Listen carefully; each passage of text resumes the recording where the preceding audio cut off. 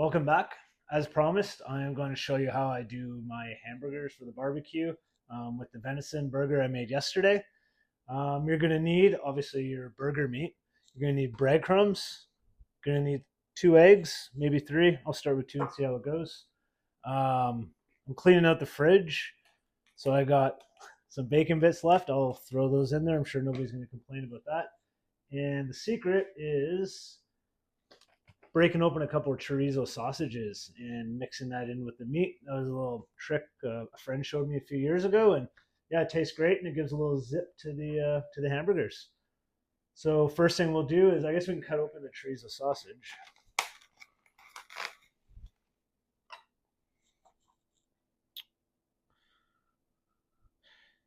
This is actually a cool little knife I bought in the Seiko in Japan. They have a little used knife shop in town, and yeah, this guy would gather up just actual Japanese knives from around the area, and he restores them, he sharpens them, and he sells them secondhand. So I got a really good deal on it, and I kind of like something that's a little bit more authentic like this, and not necessarily just mass produced. Maybe it is, but feels it's got a bit of history to it. It was in a house in Japan for however long it was, and somebody didn't need it anymore, and now it's in Canada and it's in my kitchen. So I think it's kind of cool.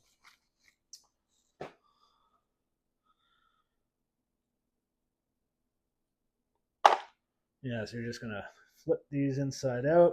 Don't need the casing for it.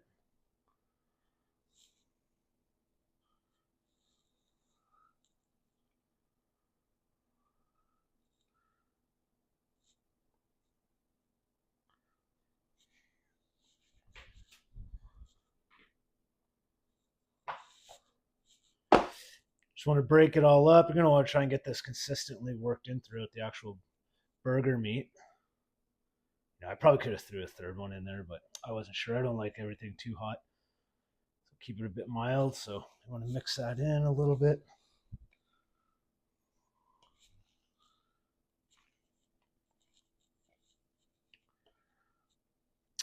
Then I'm going to add the eggs.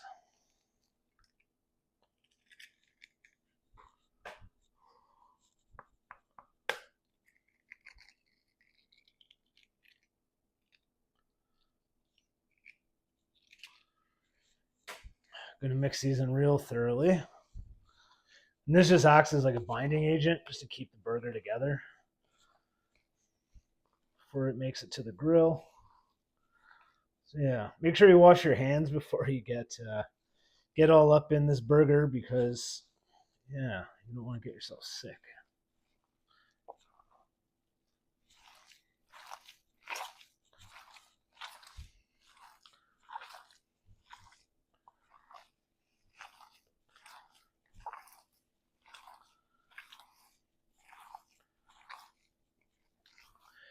And then next we're gonna, you know what? I may as well just throw those bacon bits in now.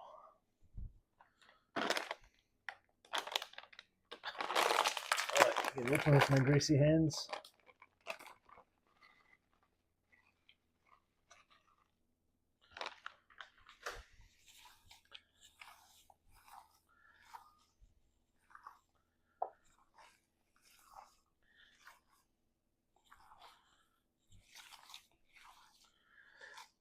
And then when we put the breadcrumbs in, you're not just gonna put a whole bunch at once. You kind of wanna, so you can see how the burger's actually sticking to my hands right now.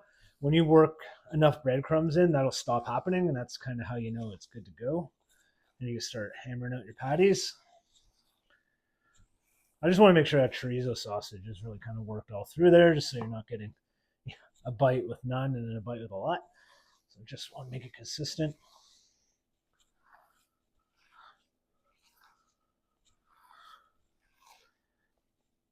It's probably going to make way more burgers than I thought it would.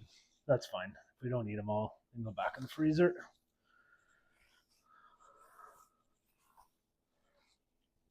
All right. It's kind of messy, but all right. So like I say, you don't want to put too much in at once. So just sprinkle some in. Stop. Because you could easily overdo it. And if you don't do enough, then it's not going to have the intended effect that you wanted.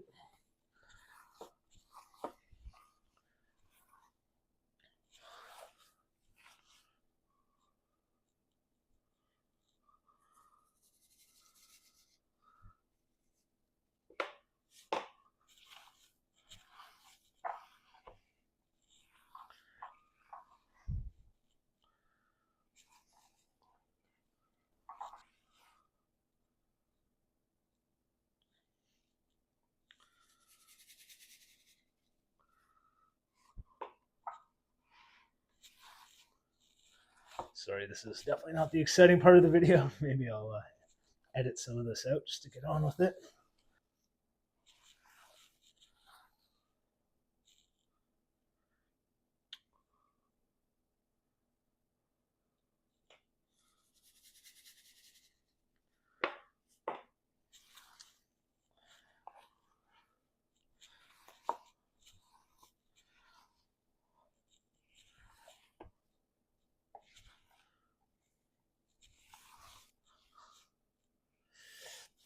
All right, let's try it for the fun of it. Let's grab a chunk.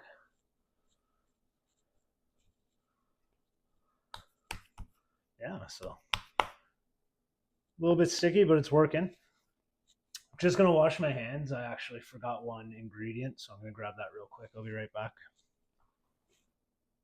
All right, so I just wanted to grab some of this garlic pepper seasoning. I think it's nice and definitely adds some nice flavor to your burger. Careful too, you don't want to overdo that. You don't want your burgers to be too salty.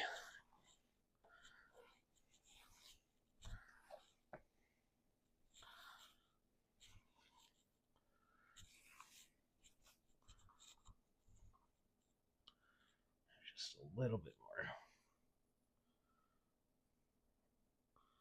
All right, we're gonna call it. Don't want to overdo it.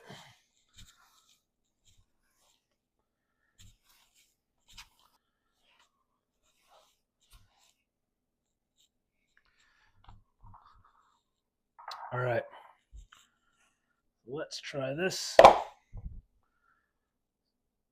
So make the burger as big as you want. If you want jumbos, go for it.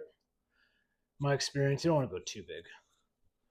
These things aren't going to shrink much just because they're good quality homemade burgers. So yeah, we're going to roll them into balls about that big, I'd say.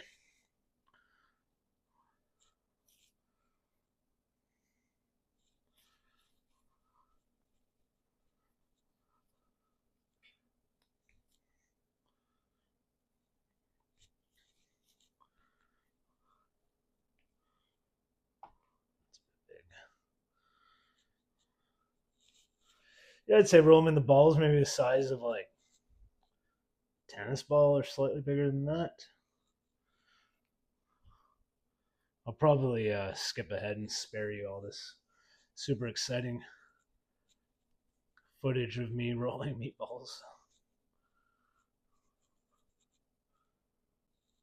I'll at least do a few and then I'll show you how you turn them into patties after.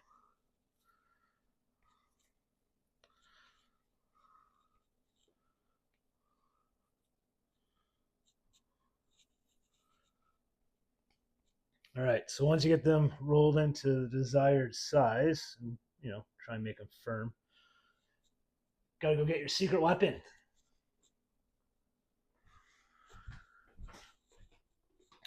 And this is the secret weapon: a plate with a flat bottom.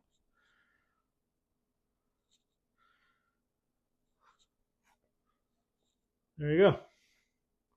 That's your burger patty. It's easy as that.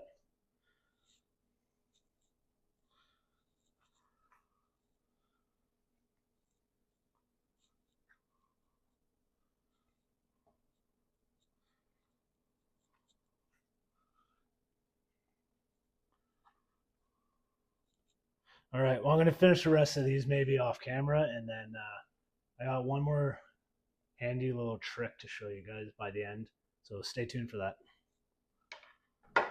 All right, that's it. We're all done. So I just had one little trick to show you. If you want to put your burgers in a container like this, they're going to stick together possibly. So a good little trick is to separate them with little squares of parchment paper.